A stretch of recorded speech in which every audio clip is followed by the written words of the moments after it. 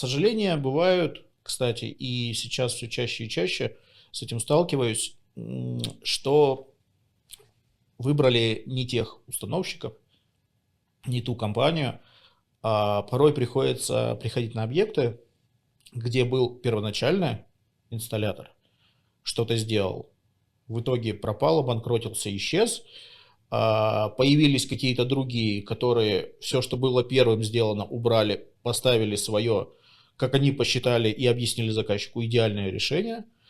А в конечном итоге заказчик приходит с запросом, что давайте нафиг убираем и делаем по первоначальному проекту, но делаем полноценно, чтобы все работало.